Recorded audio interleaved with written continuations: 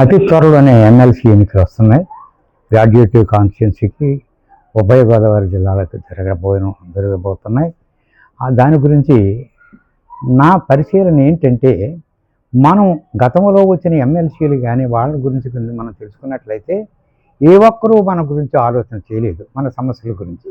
అయితే ఇది గత 4 దఫాల నుంచి మనం ఆలోచించినట్లయితే పీడిఎఫ్ ఎమ్మెల్సీలకు వాళ్ళు ఏ సమస్య వచ్చినా వాళ్ళు ముందు ఆలోచన చేయడం, మనం ఏ ఉద్యమం చేసినా వాళ్ళు మనకు పార్టిసిపేట్ చేయడం, అలాగే మన సమస్యల మీద పూర్తి అవగాహన ఉన్న వాళ్ళు ఈ పీడిఎఫ్ ఎమ్మెల్సీలు. ఉదాహరణకు మనం ఈ రీసెంట్గానే మన ఐవి రావుని చూద్దాం. ఆయన చూసిన ఆయన పెర్ఫార్మెన్స్ చూసినప్పుడు అయ్యో మంచి వాళ్ళని ఎన్నుకున్నాం అనే ఆలోచన ఉన్నది. అలాగే ఇప్పుడు కూడా ప్రతి గ్రాడ్యుయేట్ కూడా నేను కోరేది ఏంటంటే, మీరు నిశ్చితంగా ఆలోచన చేయండి. చక్కగా ఆలోచన చేసి ఎవరైతే మనకి పనికొస్తారో, మన సమస్యల మీద పోరాడతారో, మన ఉద్యమంలో మన పార్టిసిపేట్ చేస్తారో, జీతాలు పెరగడం లేదు, ఈ డిఏ ఇవ్వటం లేదు, అలాగే స్కూల్స్ అన్నీ కూడా మూసేస్తున్నారు కొన్ని స్కూల్.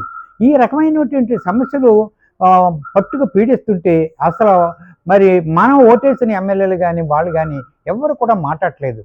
మాట్లాడేది పీడిఎఫ్ ఎమ్మెల్సీసే మాట్లాడుతున్నారు. వాళ్ళని మనం నెగ్గించుకోవాల్సిన అవసరం ఎంతైనా ఉంది. అంతేగాని ప్రతి వాళ్ళని గతంలో కూడా ఎన్నుకుని చాలా బాధపడ్డాం.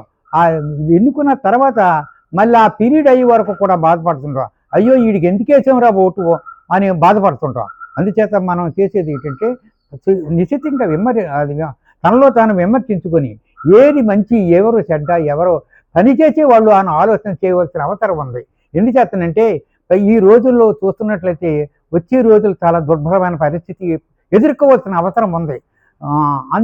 అంచేత మనం ప్రగాఢమైన విశ్వాసంతో మనం ఎన్నికల్ని మన డివి రాఘవ గారికి ఓటు వేయవలసిన అవసరం ఉంది.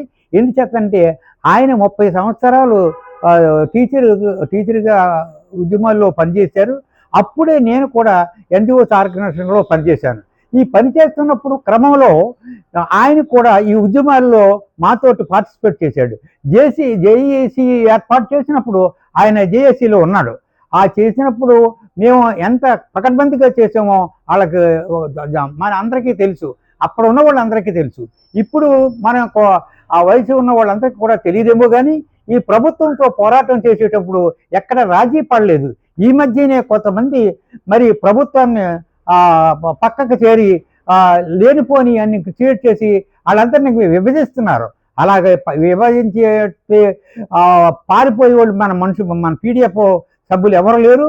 వాళ్ళు ఉద్యమంలో జేయం, వాళ్ళు ఏ విధంగా చేయాలనుకుంటే దానికే పోరాడతారు.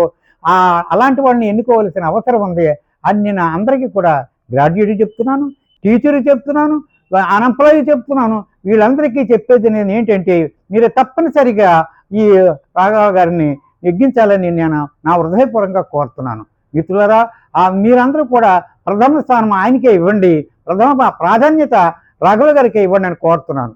జై భీమ్.